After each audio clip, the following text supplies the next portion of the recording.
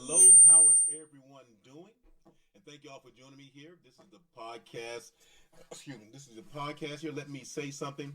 And y'all know me. My name is Big Al, the H.N.I.C. All right, I'm here, and we're here at Powered by Virginia Radio Network. Listen, thank you all for joining me. Okay, folks, I've been getting a lot of. I've been talking to people on and off about the. Well, they've been talking to me, I should say, about getting money from the government and so forth, in particular reparations. Okay, and everybody said, "Well, when are we going to get our reparations, man?" Blah blah blah. Because we keep hearing about it, and when Biden, oh my God, when Biden was running, he was talking about it. Okay, which I have no idea. He was in office for 40 years and did nothing about it. But all of a sudden now he runs for office and now he's talking about it. Okay, he said he'll look into it. He really hasn't. Although there's been some murmurs in Congress about that. Okay, now the key is, so reparations, 40 acres and a mule. Alrighty, why didn't we get it? When should we have gotten it? What happened to it? Okay, and who should get it? It gets complicated, but I'm gonna try to break it down for you. Okay. All right, 40 acres and a mule. Now, first of all, you have to understand there are two definitions of reparations. Two definitions of reparations. That's gonna be very important. The first one is making amends for a wrong one. I'm sorry, making amends for a wrong that one has done by paying money to or otherwise helping those who have been wronged. Okay, and the other definition is the compensation for war damage paid by a defeated state. Alrighty, this is what they did with Germany. Made Germany pay up, etc. So made Japan pay, that type of thing. You know, because they were defeated, they had to give up certain stuff. Alrighty, so those two definitions are going to be very important later on. What it was after slavery, after the Civil War ended, after supposedly slavery ended, the federal government had a massive confiscation of private property. They confiscated 400,000 acres of formerly owned property by Confederate landowners. 400,000 acres. 400,000 acres of land that people own in the South. And what they're going to do, excuse me, my glasses are giving me a fog here. Okay, and what they're going to do, they're going to redistribute that land, 40 acres at a time, to former black slaves. Now, the coolest thing was that a lot of this was done. This came up through blacks and through whites working together. Okay, on what to do now that they've been defeated. What do we do? How do we handle this? How do we make the blacks equal? And back in those days, it was considered revolutionary because they're moving so fast. It was revolutionary. 1 minute you're a slave, where you're yes massa, no massa, and then the next minute you get 40 acres, and you're your own master. I mean, there's nothing that in Congress that has been bigger than that since then. There's nothing that Congress has done since then that's been as big as what they were attempting to do with reparations back in 1865. By the way, this probably got Lincoln killed. And this is just me talking. Because this happened in 1865, in January of 1865. He was killed in April of 1865. I mean, think about it. Yeah, excuse me. All right. Now, just to talk about the idea of the 40 acres and a mule. First of all, there were 3.9 million slaves at the close of the Civil War. 3.9, almost 4 million slaves at the close of the Civil War. The idea of 40 acres and a mule was a policy that was introduced by Union General William T. Sherman. Remember the Shermans marched through Atlanta? And his order did not include the mule, though. His order was just 40 acres. Give him 40 acres. There's nothing about a mule in his policy and his order. Okay? And General Sherman, the Secretary of War, Edwin Stanton, and 20 black leaders, mainly ministers, came up with this policy. Can you imagine? I'm trying to get you guys to understand how big this was. How big this was. Okay? And also it was led by Republicans, just so you know. It was led by Republicans, not Democrats. But what they wanted to do was they wanted to make sure that the blacks could take care of themselves. That the slaves, that the former slaves could manage themselves. And they wanted them to do this without any type of interruption. Remember, one day, this day, on Wednesday, you are a slave. On Thursday, you're a free person with 40 acres, have at it. It would have been revolutionary. Now, now hear this. The new communities that develop from this will be governed entirely by blacks. It was agreed upon. They agreed that no whites would be allowed to reside inside that black community. And it was also agreed that these communities were to be protected by the military. Boom! My head exploded. Because I couldn't believe this. Remember, this is not in the history books written like this. And by the way, I didn't say it, but let me just say now, this segment is called Your Freedom is Not Free.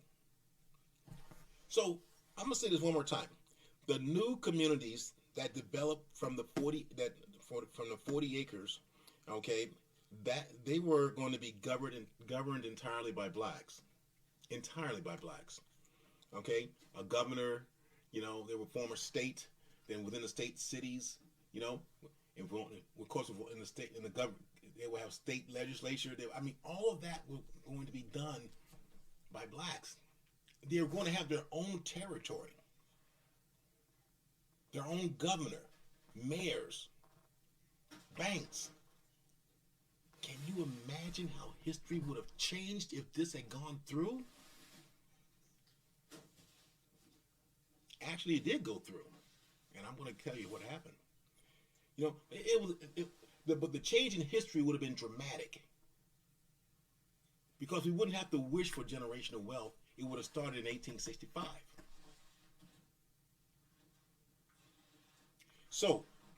And the whites were not allowed inside the community. The communities were to be protected by the military. So no angry black mobs would come in there and start destroying things, etc. The military would take care of that, shut it down. Now, and as I said, now with this order, now Al, you asked me, hey, Big Al, what about the 400,000 acres of land? Where did that come from? Well, I'm gonna tell you.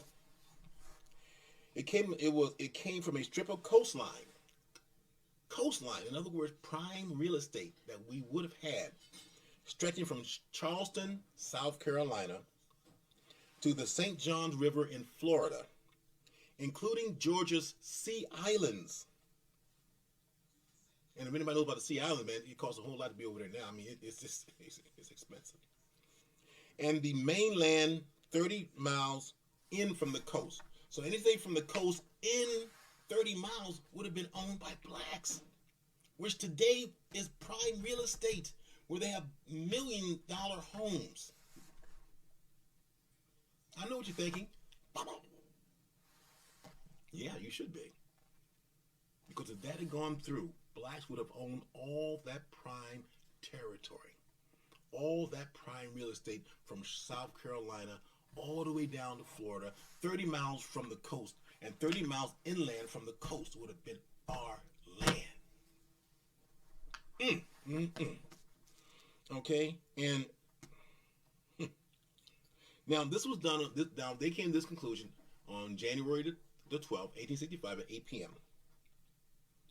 Okay, and one of the great things about this was Sherman and Stanton, the Secretary of War, General Sherman and Stanton, the Secretary of War, they asked the black. They said, we want to find out what you all want.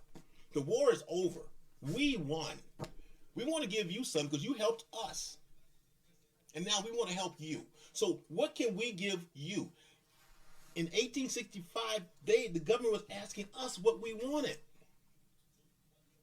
And we jumped all over that. We said land. And the way they explain it is that's the best way we can take care of ourselves. If we have land and turn it and till it by our own labor, and we can soon maintain ourselves and have something to spare. We want to be placed on land until we are able to buy it and make it our own. Those black ministers jumped all over that. And remember, man, they went through like this, boom, boom, boom, boom. It didn't take like 6 months. It didn't take long. They sat down and they were there and they got it done. They walked out of there and had a plan. They had a plan,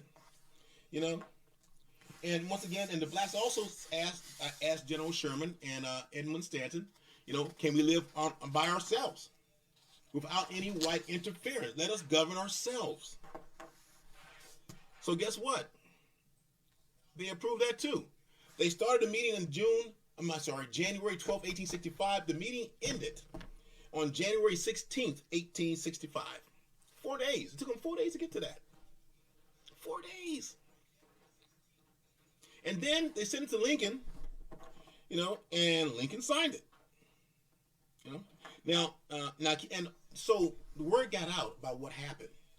And the white press they were printing all kinds of things about it, etc., and so forth. The Southerners weren't happy about it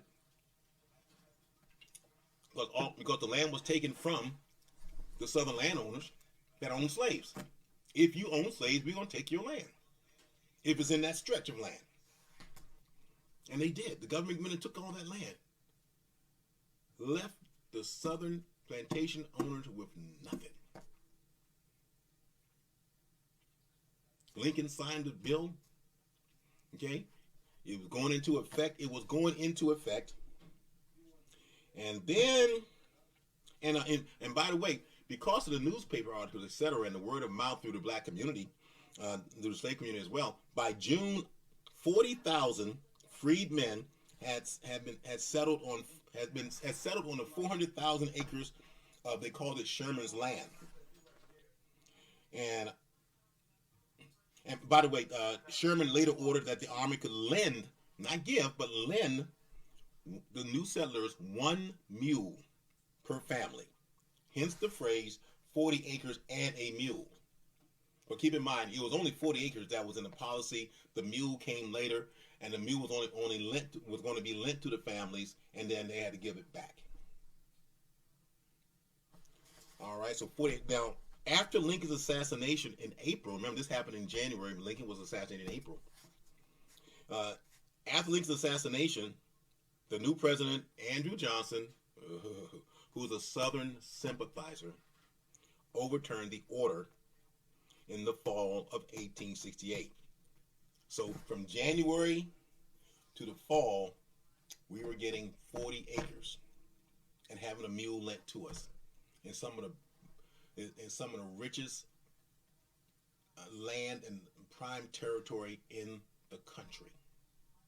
That corridor from Charleston, South Carolina to Florida. If you guys have ever been there, it's beautiful. Even now, I can imagine what it was like back then. And also, we were 30 miles inland. Unbelievable. I mean, this was revolutionary. Revolutionary. So, in the fall of 1865, Andrew Johnson rescinded the order, and all the land was returned to the plantation owners. The same people that declared war on America. They were considered traitors, but they gave them the land back to traitors. The black people that settled on the land, they had to get the freak off of it. Had to leave. And everything started all over again, but they couldn't call it slavery. It started all over again, but they could not call it slavery. And that's when they started passing laws. Basically, the Democrats started passing laws, where blacks could live and they couldn't do this and couldn't do that, etc. The Republicans were really fighting against all that. but the Democrats were able to pass those laws that suppressed and oppressed blacks for many, many, many years. Now, here's the argument. Okay. Reparations. The argument is that the government owes Black America reparations because of slavery. Now, the problem with that is how much do you owe and whom do you pay it to? Because there's no one alive now that was alive back then. Do you pay it to your descendants? And if so, there were only 3.9 million slaves at the time. And this would not include the slaves. This would not include the blacks that immigrated after 1865. After the fall of 1865, those families aren't included. So if you're Haitian or Caribbean or whatever, and you're black and you came over here in 1900 or 1888, something like that, you don't get that. You're not included. So you could be. So your neighbor to the right could be included, your neighbor to the left, and they're getting money, but you're not getting money. Now, the other thing is, how much do they get? Now, they did a tally, and they said that America owes the descendants of slaves $1.4 trillion. With compounded interest, that bumps up to $11.4 million. Amazing. $11.4 trillion. Now, between you and me, I am not for reparations, and I'll tell you later in a little while why. But I don't turn down nothing but my collar. So if they want to give me that money, I'll take it. I just look stupid. I'm not a fool. I'll take it. Because my family was here. Take it too. My family was here. We were right here in Virginia, man, over on the Eastern Shore. You know, picking cotton and shelling fish and all that kind of stuff. You know, we were crabbers. We were crabbing and stuff, man. Okay, so yeah, I'll take it. You know, so but now, and also, how do you divvy it out? Who gets it? And I can't understand why the Democrats keep bringing this up, because no one has any working model on how to get this done and whether or not it's deserved. Okay. Now everybody said, well, what about the Jews, man? Germany gave the survivor of Holocaust money, and they did. Look, despite many of the individual perpetrators of the Holocaust being long gone, Germany has paid out billions of dollars to survivors, their families, and eligible heirs. Now remember, the Holocaust was maybe 3 generations over. This was 3 generations back. Okay? Maybe 4 for some families. All right, so it wasn't really that long ago. So it's easy to find out who's alive and who gets it. That's kind of easy because you have records of it, etc. You know, one thing Germany did, they took pretty good records. So you can find those people. You can find out who they are. You can find out where they are. You can find those people out. You know, and once again, getting back to the definition of reparations, okay, it says either now Germany, they will be under the definition of making amends for a wrong one has done by paying money to or otherwise helping those who have been wronged. Okay. Well, okay, those are the Jews. What about the Japanese, man? Remember World War II, man? The Japanese, they were put in internment camps, et cetera, man. You know, they were put out their homes one night, and they were. Now, but what you're not understanding is that they didn't get their compensation until 1988. They had the Civil Liberties Act of 1988, and the government admitted to a litany of wrongdoings to his internment of Japanese Americans during World War II. As part of a reparations package, the government paid $20,000 to every living survivor of the internment camps and insisted that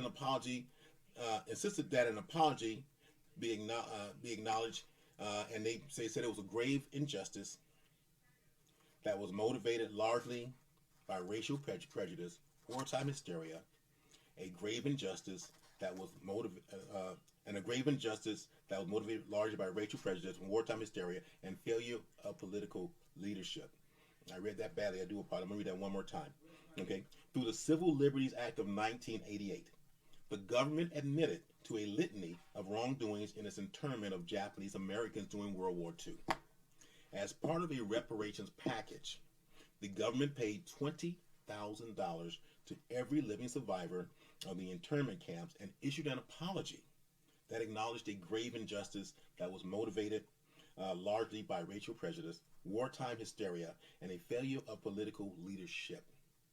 In total, $1.6 billion was paid out to more than 82,250 eligible claimants. Now, if you adjust that for inflation from 1988, that would be $3.5 million in 2020. Now, keep in mind, there were in 1865 there were 3.9 million slaves. Far more that were placed in internment camps for with the Japanese, or with the Asian Americans. It wasn't just Japanese, Asian Americans. Again, that was a wrong that was done by the state itself. The state, in this case being the United States, towards its own people. So they were righting the wrong. They were not in a war with those people that they took. Those people were American citizens. They were not in a war. Alrighty? And you're saying, well, why does that make a difference? Well, it makes a difference because with the reparations for blacks, that comes under the compensation for war damage paid by a defeated state. Okay? The defeated state was the Confederacy. Now, keep in mind, the bill went through. The bill went through, was approved. And they were going to do it, so it was called Special Field Order number 25. It was approved by Abraham Lincoln, okay, during wartime, or in this case, the conclusion of wartime. And it was then just months later, after his execution, a murder, it was rescinded. So the defeated state was the Confederacy, but they gave the Confederacy everything back. They didn't take anything away from the Confederacy. The thought being that it would weaken the United States, and so everybody was told. So keep in mind now, there was no punishment to the Confederacy for slavery. The reparations would have been the punishment. We took your land, we gave it to the people that you enslaved. That would have been the punishment. But now, so when you go back and say we want our reparations, well, you probably aren't going to get them because they don't qualify. You had them, they got rescinded by a president. One president gave them to, the other one rescinded it. Okay, it was during wartime because America was at war with each other. C'est la vie. So as far as I'm concerned, we have no leg to stand on when it comes to reparations. We really don't. We really don't. Only thing we have are our feelings. I feel like I should get that money. No one has a real reason why. I think we should get the money. Why? I was looking at some show. I can't remember who was the host, but I saw Charlemagne on there, and he was talking about reparations. He had no reason why we should get reparations. He had no reason whatsoever why we should have it. He just said, "I think we should have it." I feel that, he talked with his emotion, but there was no logic behind it. Okay, but you look at it logically. Okay, we don't fall. We fall under the wartime reparations, and we were going to be given that. Then the government changed and said no, and the state that lost, they were reimbursed everything. They were given everything back. The southern states were not punished for enslaving people. They were not punished for that. which is why the prejudice went on, et cetera, like it, and went on and got even worse. Because they were never punished. You know, so it really surprises me that so many black people talk in favor of reparations, and then when I ask why, they say, well, because they promised it to us. Well, they did, and they were going to give it to us, but President Lincoln was assassinated.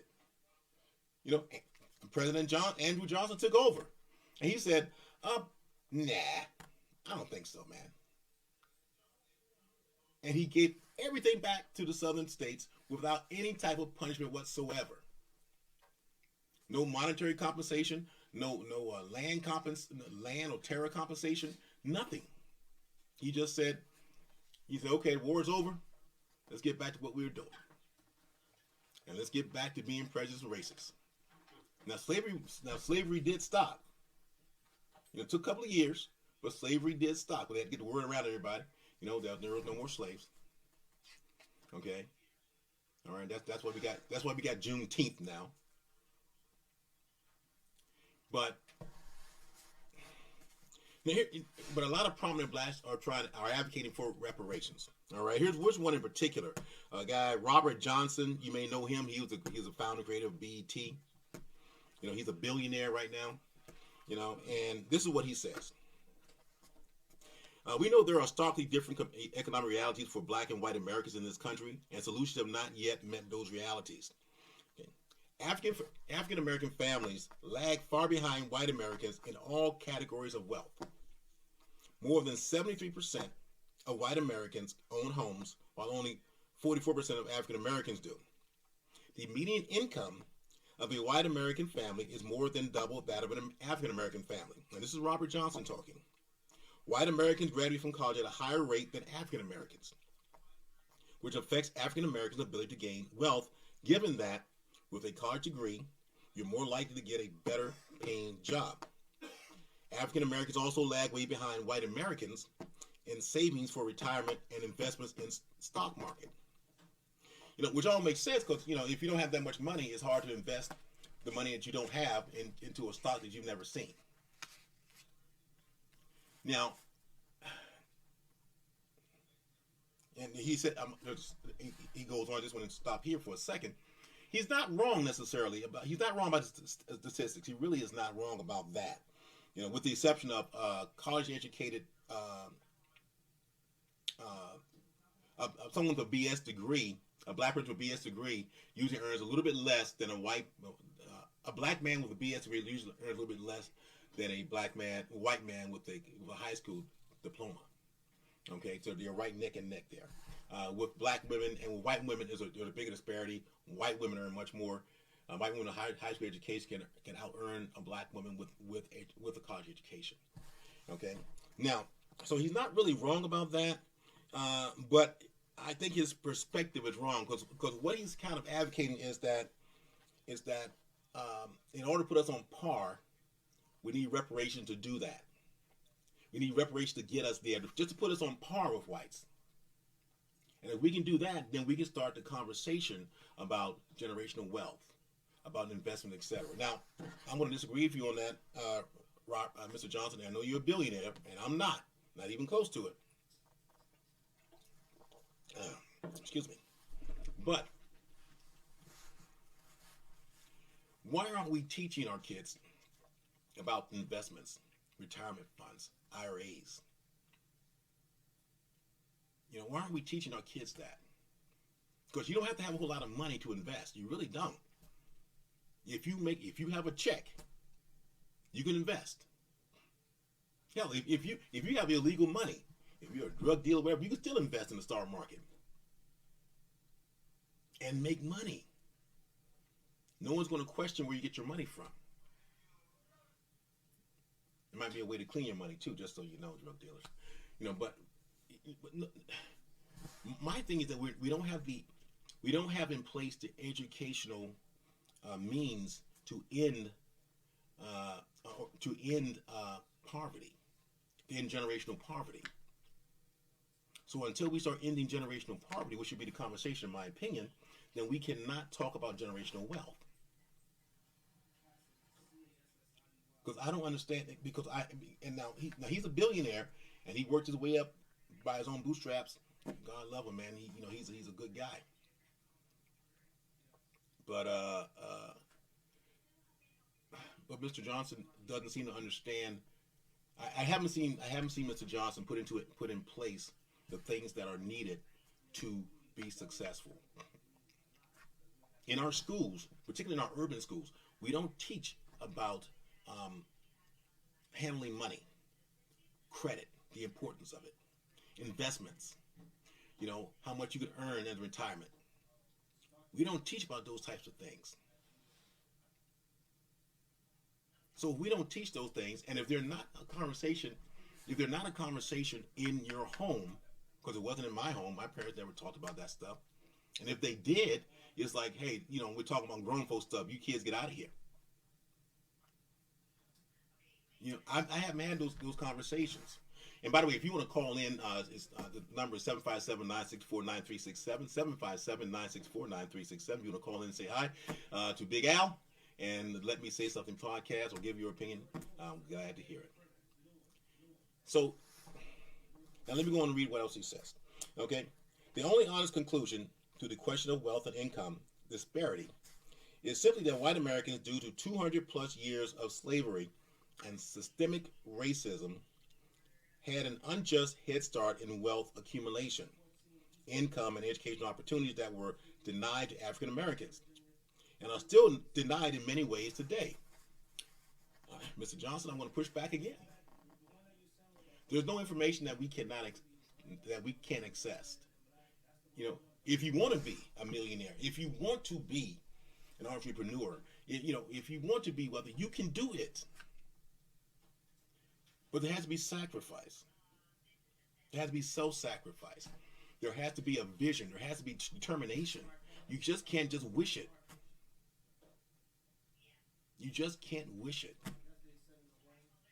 So once we have once we get the education to understand how this works, and once we send this down line too, because a lot of black people out there are wealthy and know how to make money, but they don't tell the next black person. They don't send it down line and have people and pull people up, which is the difference between us, us and other cultures. Other cultures pull other people up. We don't. We get wealthy. We keep to ourselves. I'm rich. You ain't. And we just hold on to it.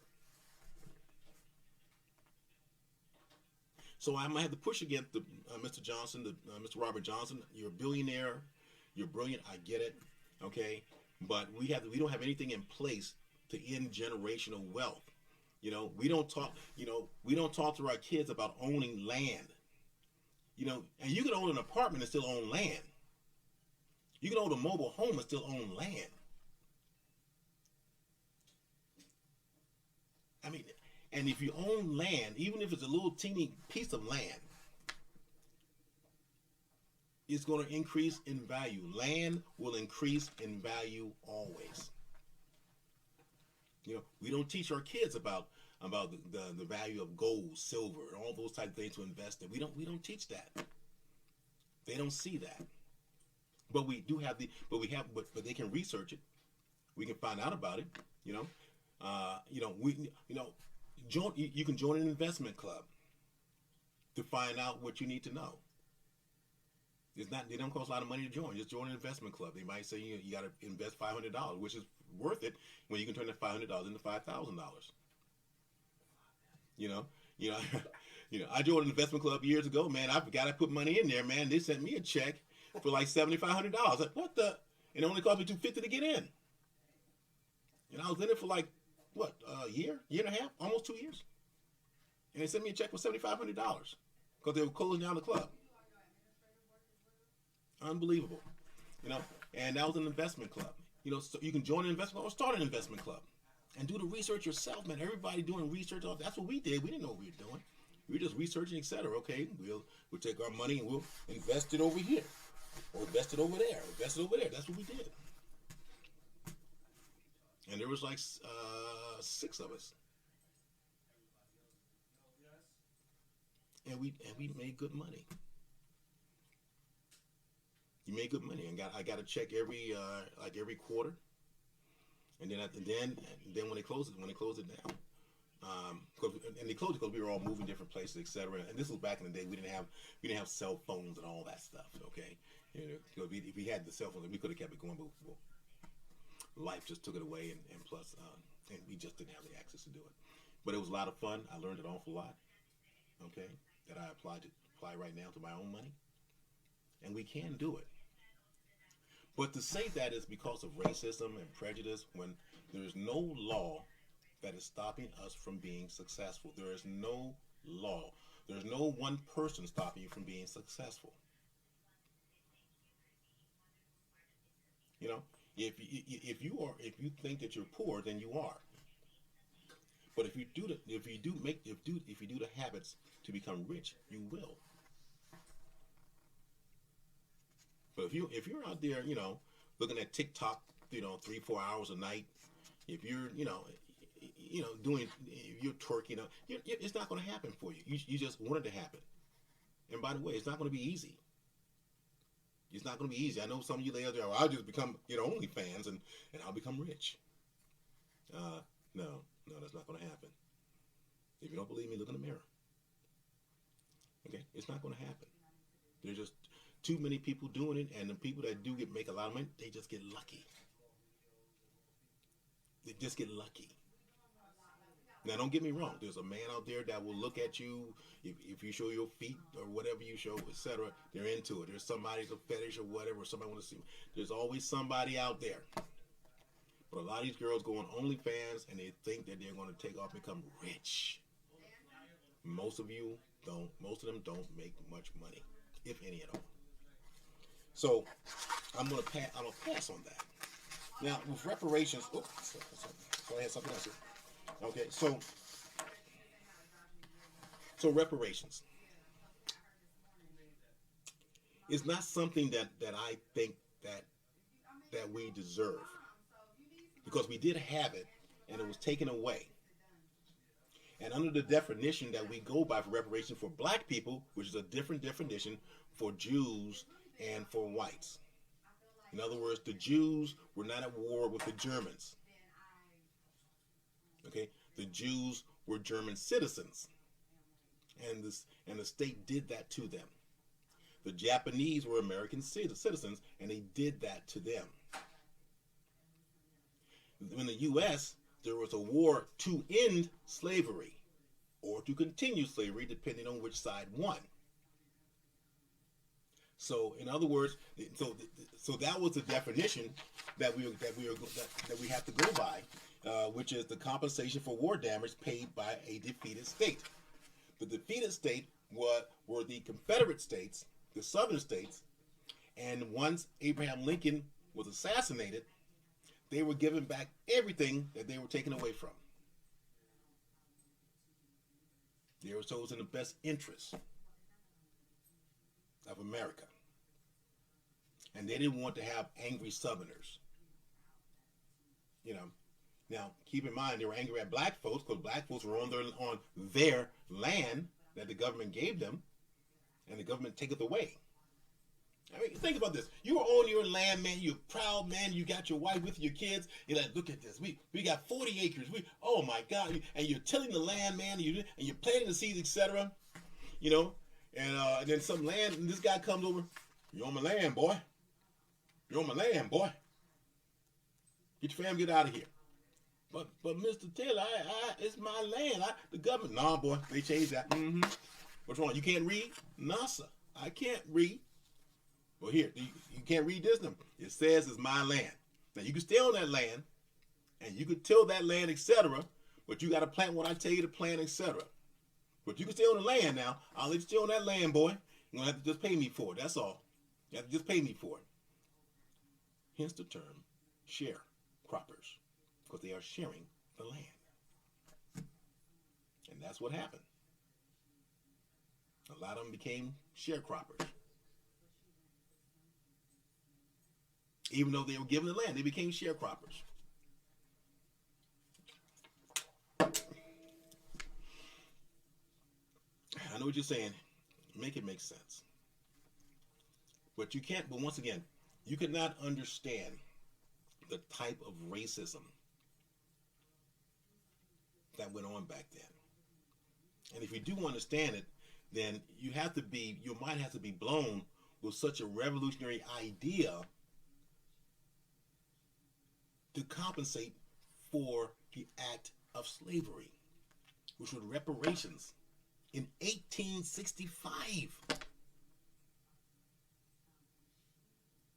In 1865, they were going to give you 40 acres to slaves. To slaves. On prime land to prime land from South Carolina to Florida, and 30 miles inland. Holy crap! If we had that land today, can you imagine? We wouldn't be talking about generational wealth. It would already be there. It would have changed. It would have changed the direction of America and racism to the good. It really would have, because it would put a lot of blacks on an equal level. Now he used the word equal level. I think we're all equal, but economically, it would have put us where we needed to be, where a lot of the stuff wouldn't be happening that's happening today. You know, people, the robbing, the killing, etc. Black folks being 13% of the population, is 60% of the violent crimes. It would have set off a lot of things. We would have been represented more quickly in the White House, more quickly in Congress. We would have had representation, etc.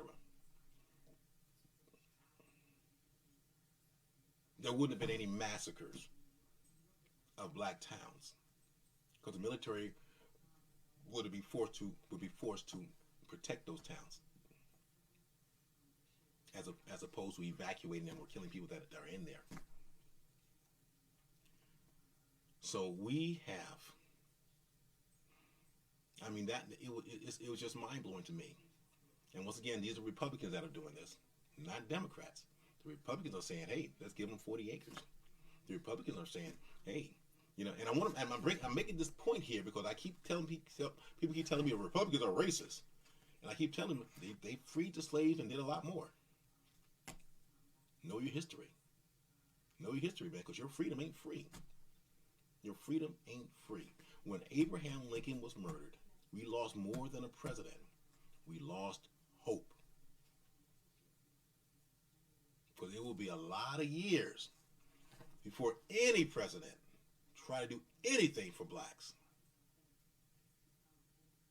Not even President Kennedy was going to do anything, but they put it on national TV, so his brother Robert Kennedy had to send the troops into Atlanta to stop all the killing, etc. And a lot of the troops were racist also. They some of them didn't try very hard to stop it, but they were there. But Robert Kennedy was not a president. The first president from Abraham Lincoln to do anything for blacks in a major way was Lyndon Baines Johnson. And he didn't want to do it either. He was from Texas. He was racist as hell. He didn't want to do it. You know, the Civil Rights Act, but once again, he was confronted by Dr. King, and he had seen King, etc. Everybody respected Dr. King and nonviolent protests, and he said, "We got to do something, man. The blacks aren't fighting us back, and we're killing them." So he finally, the Civil Rights Act came by, and then they had different addendums to the amendments to the act as well that helped black people. It also hurt black people because it started a welfare state, and with the welfare state also started to break down the black family, which brings us to where we are today. So it helped and it hurt, but it did give us rights. It did give us right. It did force the government to look out for our rights to help us. That we had to have lawsuits, but it forced the government to do that. Nobody could turn you away from an apartment because of your race. No one could discriminate you for a job because of your race, even though both things happen.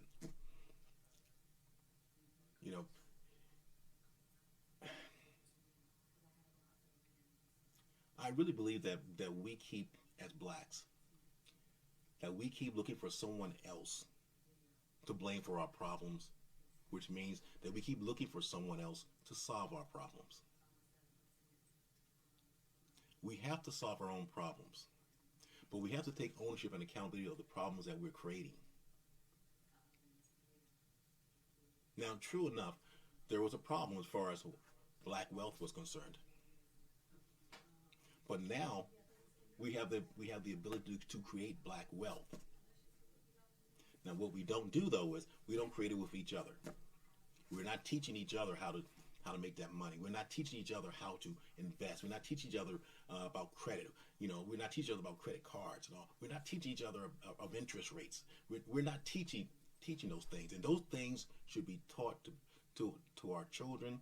But a lot of times, the people that are having the children, the parents that have the children, don't know it. They don't know about these things. They just know what the world is around them. And I guarantee you, if you're a family and you all of a sudden you're prospering, making money, etc., you know, particularly in the urban zones, a lot of that killing will stop. Because there will be no reason to rob somebody. Because why? Because you have money. You know how to make money. You know how to invest in money. Because we have some very creative people out here, black people out here, very creative black people. And once they know that they have a roof over their head, they can eat every day, they can buy their clothes, they can go anywhere, etc. Then they start thinking creatively, like, okay, how can I make more money? How can I do this, etc. And it will be shocking to see that brain power at work. So we have to solve our own problem with that generational wealth and stop blaming racism. And once again, this is just Big Al talking. I don't believe in systematic racism. I don't think it exists anymore. I really don't. You have to show me where it exists. I just don't believe it. I just don't see it. And besides that, I refuse to use it as an excuse for me not getting something or not something not happening. I've never used that as an excuse. Or they don't like black people. That's why I didn't get the job. Well, maybe you didn't get the job, man, because you weren't dressed for it, or you didn't have enough education, or you didn't carry yourself well in the interview. Could that be it? No. This is how I always dress. That's my point. So black people, we have to go and take advantage of the system. We have to make sure that we're the ones that are learning. We're the ones that are teaching each other to do this. We have to reach out and talk to each other, teach each other. Okay, I see people on not TikTok, YouTube all the time, and they're coming on there and they're telling us about generational wealth, etc. And usually somebody that's young. So I'm not sure how someone that's really young knows about generational wealth. But but it's good that they know something about wealth. It's good that they know how to do certain things.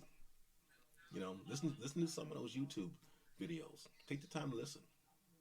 Now, a lot of times they want to give you just a little snippet of it, and then they say, well, if you pay $39.99 or something like that, you can go to this class. And I don't know about that. I don't know about that. Okay, but excuse me. I'm drinking my energy drink because I'm drinking my eyes over here. But I think it's a fascinating topic. I hope you do too. And I hope that you understand that what we're trying to do, what I'm trying to do is to educate you. Because I'm educating myself as well. You're never too old to learn. Okay, you're never too young to execute. So I want to make sure that you guys are out there doing what you need to do, and by learning your history. Okay, your freedom is not free. You are standing on the shoulders of a lot of people that have sacrificed for you.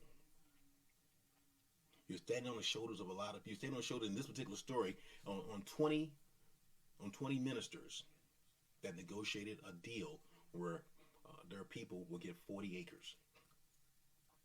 Now, it didn't go through, but it wasn't their fault. They negotiated a deal that was approved by the president. The president was probably killed for that.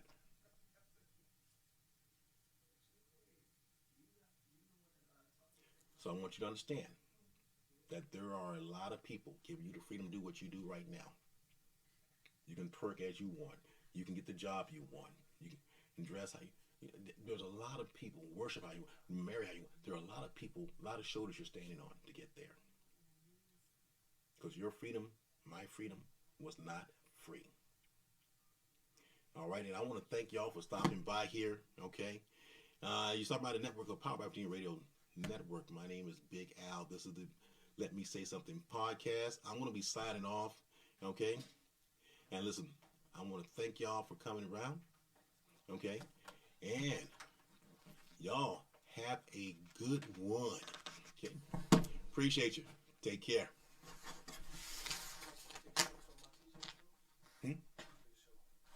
TJ who's? Oh, I'm sorry, man. We have any words? Did he have a? I thought he had a card. Okay, this Sunday, the 19th, I believe. Okay, it's going to be at Aberdeen Elementary. Okay, that it's what's it called out? It's a gun safety rally. They're going to have food there. They're going to be passing out book bags. They're going to be passing out gun locks, etc. They got people talking about it. It's the 19th, I think, between 12 and 5. I think it's between 12 and 5. Okay. They're going to have food. They have vendors out there. So it's going to be a great thing in Aberdeen Elementary. My old elementary school, by the way, my father years ago used to be the baseball coach there. Okay.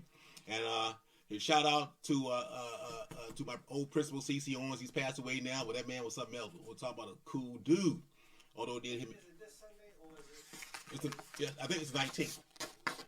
Yeah. Sunday was 17th. I don't look it up, man. Look it up. We're gonna get this right, Cause let's look it up. Wait a second, because if we're gonna give you the right date, you see, and you're gonna come out there and talk to TJ. I mean, it's gonna be really, really nice there. And I almost forgot about that as well. I'm going to be there too.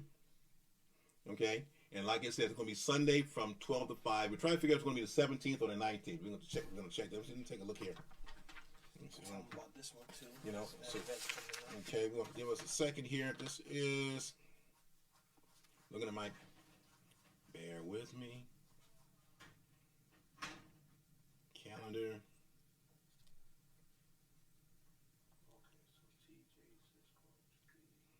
17th. Let me just make sure here.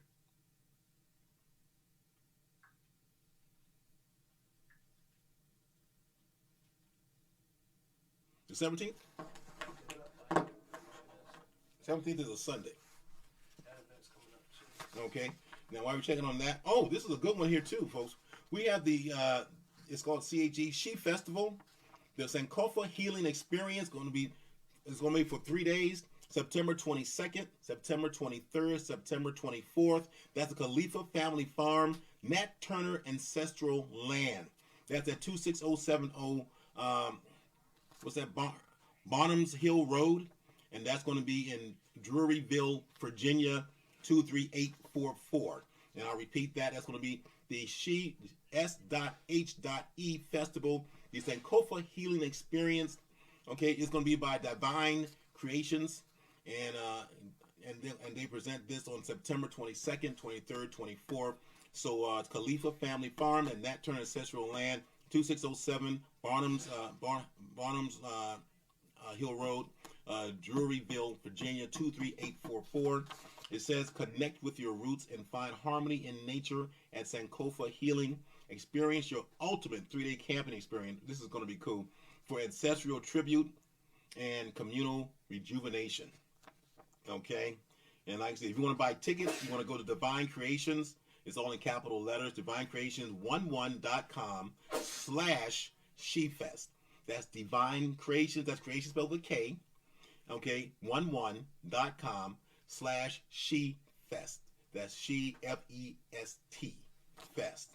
Alrighty, and this is what it looks like here in case y'all looking for it. There we go. There we go. Okay.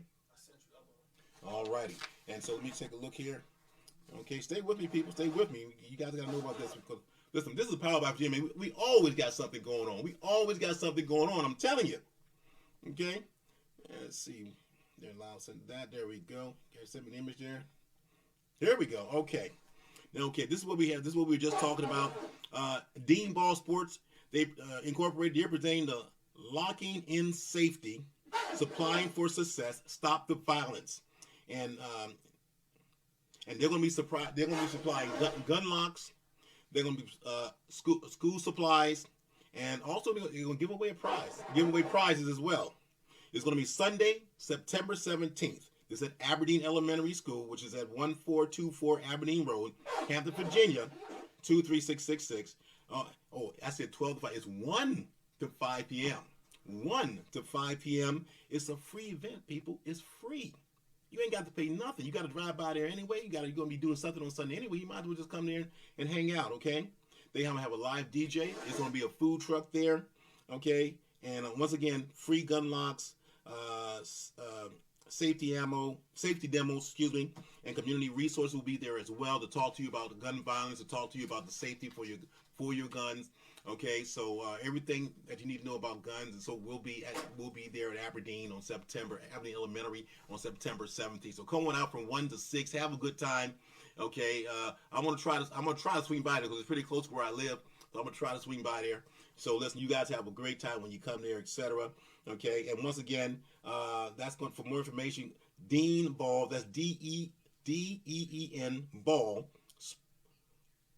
I'm sorry. Dean Ball, DEEN Sports Inc. at gmail.com. So Dean Ball Sports Inc. at gmail.com for more information. Dean Ball Sport Inc. at gmail.com for more information. Okay, got anything else, Lau? All right, okay. Like I said, that's all we got right now. But like I said, we're always doing something. All right, listen, I want to thank y'all for coming by and putting up with me. Like I said, there's been a lot of talk about reparations. It seems like I think they're making it seem like that something's happening, but honestly, there's nothing that's going to get passed from it. California trying to do something, it's not going to get passed, okay, because it's impossible for them to do it. And how many slaves lived in California in the first place? So it's easy for them to pass that. They had no slaves in California, so I don't know what they're talking about. But anyway, I'm out of here. I will see y'all next Monday at 7. Thank you so much. Loud, put the music on.